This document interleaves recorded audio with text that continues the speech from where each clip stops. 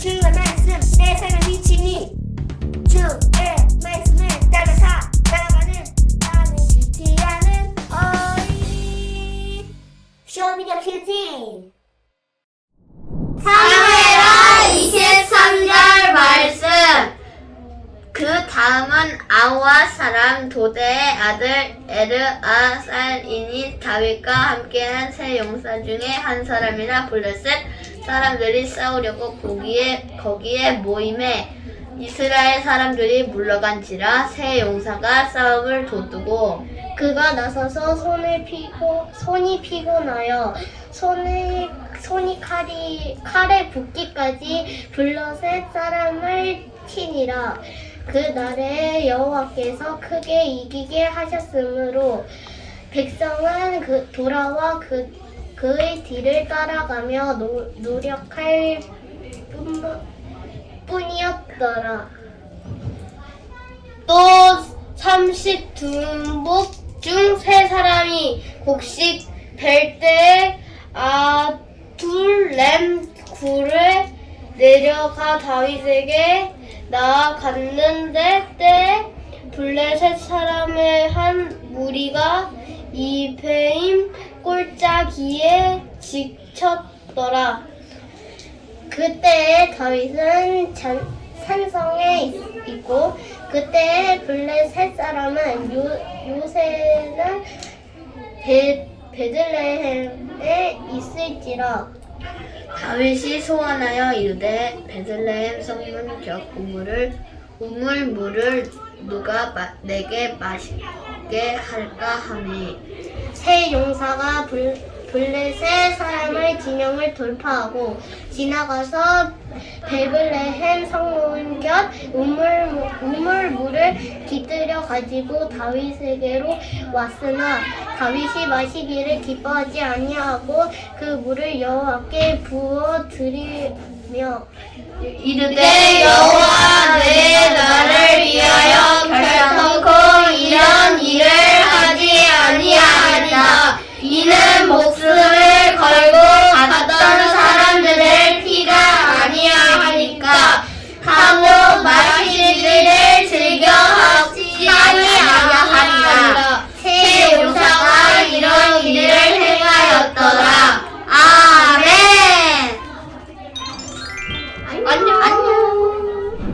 자, 우리 함께한 쇼미더 큐티 말씀들을 통해 살펴본 바대로요, 다윗은요 하나님 안에서 하나님께서 세우신 사람이고 하나님께서 늘 함께 하신 사람이었죠. 하나님께서 그를 높이셨기 때문에 그가 높아질 수가 있었던 것 기억하시죠? 그런데요, 하나님과 동행한 다윗의 인생에 그의 발자취에 그와 함께 걸어가던 사람들이 있었습니다. 성경은요 그들을 향해서 다윗의 용사들이라는 별명으로 부르고 있습니다. 그 중에서도 오늘의 말씀에는 3명의 용사에 대한 이야기가 기록되어 있죠. 언제였는지는 정확히 모르겠지만요, 다윗이 블레셋과 전쟁을 하던 어느 때였죠. 아마도요 다윗이 예루살렘을 다스리던 초기 시절이었던 것 같은데, 블레셋 사람들이 다윗을 유혹하기 위해서 다윗의 고향을 점령합니다. 그로 인해서요 마실 물을 구하지 못했던 다윗이 상당히 힘든 위기에 빠지게 됩니다. 이 사람이 너무 힘들면 자기도 모르게 뭐 하고 싶다, 집에 가고 싶다, 자고 싶다, 배고프면 나도 모르게 하늘에 있는 구름이 햄버거같이 생겼네, 이렇게 생각할 때 있죠. 다윗이 아마 그랬던 것 같습니다. 너무 힘든 나머지 누가 저 블레셋이 점령하고 있는 그건 완전 까맣게 이제 그냥 베들레헴에 있는 물을 누가 좀 가져다 주면 좋겠다 라면서 중얼중얼 거리기 시작을 합니다. 사실 말도 안 되는 얘기예요. 베들레헴까지는요 가는 데만 40km 정도, 왕복으로 80km 정도가 되는 거리였고요. 심지어 베들레헴은 적들 블레셋에 의해 점령당해 있는 상황이기 때문이죠. 그런데요, 그때 오늘의 이 주인공 세 사람이 다윗의 말을 듣고는 베들레헴으로 진격을 합니다. 그리고는 왕복 80km 정도 되는 거리를 뚫고서 적들이 점령하고 있던 도시에서 물을 떠다가 다윗 앞으로 가져옵니다. 와우, 대박 사건. 참 너무 감동적이죠. 왕이 너무 힘들어하기 때문에 자신도 모르게 한탄할 정도로 고통을 하고 고통스러운 상황에 있기에 나의 사랑하는 왕의 그 힘들어하는 모습을 참아 볼 수 없어서 죽음을 무릅쓰고 다녀오니 세 명의 용사의 이야기 너무 멋지죠. 세 명의 용사들이 건넨 물을 탁 받은 다윗이 무슨 생각을 했을까요?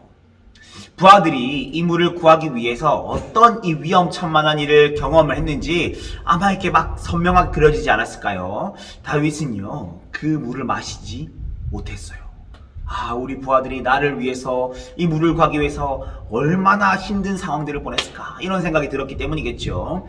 스스로 자격이 없다고 생각했던 것 같아요. 그래서요, 다윗은 이 물이 세 용사의 피다라고 말을 하면서 차마 마시지 못하고 그대로 그냥 하나님께 올려드렸습니다.